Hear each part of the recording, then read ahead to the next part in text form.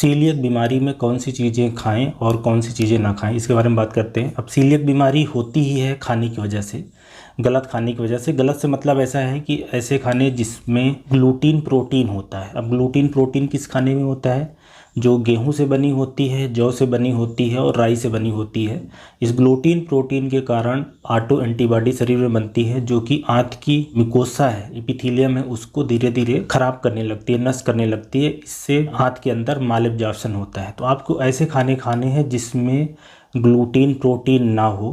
इसका मतलब है कि ग्लूटीन प्रोटीन किस चीज़ में पाया जाएगा? गेहूं, जौ और राई से बनी चीज़ों में। ज़्यादातर इंडिया में तो आटे के रूप में ये चीज़ें यूज होती हैं जिसमें गेहूं डला रहता है। इसके अलावा बिस्किट्स हैं या केक है, पेस्ट्री है, नूडल्स वगैरह हो गया, पिज़्ज़ा हो गया, पास्ता हो गया, जो भी चीज़ें इन जौ से, राई से और गेहूं से बनती है, इसके आटे से बनती है, वो चीज़ें नहीं खाएंगे तो धीरे धीरे ये बीमारी में इम्प्रूवमेंट होने लगता है। लगभग 6 महीने तक लगता है। धीरे धीरे जो अंदर एपिथेलियम डैमेज हुई है छोटी आंत की, वो धीरे धीरे अपने सही शेप में आ जाती है और ये बीमारी से आराम मिल जाता है। तो सीलियक बीमारी ये खाने की वजह से ही होती है, मतलब गलत खाने की वजह से, या ऐसा बोल सकते हैं गलत नहीं बल्कि ऑटो इम्यून बीमारी है, जो कि ग्लूटीन प्रोटीन खाने की वजह से कुछ लोगों में हो जाती है। लगभग 1 से 2% लोगों में ऐसा होता है। और थोड़ा इसमें जेनेटिक फैक्टर भी रहता है, जीन में भी बदलाव रहता है। ऐसा कह सकते हैं कि जिनको जेनेटिक ससेप्टिबिलिटी रहती है और फिर ग्लूटीन प्रोटीन खाने से उनके आंत में बदलाव आते हैं। तो आप सारे खाने खा सकते हैं, सिर्फ ऐसे खाने नहीं खाने हैं जिसमें ये ग्लूटीन प्रोटीन होता है, जो कि गेहूं की बनी हुई चीज़ों से, जौ की बनी चीज़ों से और राई की बनी हुई चीज़ों से मिलता है।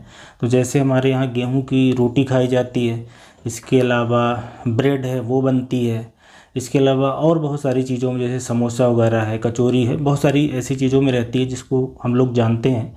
तो अगर आप घर की बनी हुई चीज़ें खाएंगे तो आसानी से इन चीज़ों को अवॉइड कर पाएंगे जिनमें ग्लूटीन प्रोटीन होता है। लेकिन अगर बाहर की बनी चीज़ें खा रहे हैं तो उसमें स्पेशली ध्यान देना पड़ता है। कई बार आपको पता नहीं रहता और उसमें ये डला रहता है, ग्लूटीन प्रोटीन होता है, मतलब गेहूं, जौ और राई से बनी हुई चीज़ें हो सकता है कि आ जाए। स्पेशली अगर बात करें फिन्स है, डोनट्स हैं, अलग अलग तरह के बिस्किट्स वगैरह हैं, पिज़्ज़ा, केक, पेस्ट्री, ये सारी चीज़ें हैं जिनमें कई बार हमें नहीं पता रहता, इसलिए काफ़ी सारे लोगों को इम्प्रूवमेंट नहीं मिलता, जिसको हम लोग बोलते हैं रिफ्रैक्टरी सीलियक डिजीज। मतलब लगभग 4-5% केसेस में ग्लूटीन हटाने के बावजूद भी आराम नहीं मिलता, क्योंकि उन लोगों को एक्चुअली जो खाना खाते हैं उसमें कंटामिनेशन रहता है, मतलब उसमें ये मिलावट रहती है ग्लूटीन प्रोटीन की और उनको पता भी नहीं रहता। ऐसे बियर वगैरह है, बियर वगैरह ये इस चीज़ों की बनी रहती है जिसमें ग्लूटीन प्रोटीन होता है। तो सीलियक बीमारी में सिर्फ ऐसी चीज़ें नहीं खानी है जिसमें ग्लूटीन प्रोटीन होता है। बाकी आप सारी तरह की सब्जियां हैं, फल खा सकते हैं, दूध से बनी चीज़ें खा सकते हैं, दूध खा सकते हैं, नॉनवेज खा सकते हैं, ड्राई फ्रूट्स खा सकते हैं और दालें सारी खा सकते हैं, चावल खा सकते हैं, आटा वगैरह खा सकते हैं, मक्का वगैरह के। सिर्फ जिसमें ग्लूटीन होता है वो नहीं खाना है। तो आप समझ गए होंगे कि सीलियक बीमारी अगर किसी को है, जिसको हम लोग ग्लूटीन सेंसिटिव एंटेरोपैथी भी बोलते हैं, उसमें क्या चीज़ें खानी हैं और क्या चीज़ें नहीं खानी है। ये बीमारी खाने की वजह से होती है, इसलिए इसका इलाज भी ये खाना ही होता है, मतलब सही खाना होता है या ऐसा खाना जिसमें ग्लूटीन प्रोटीन ना हो। इसलिए आजकल ग्लूटीन फ्री डाइट का भी कंसेप्ट है।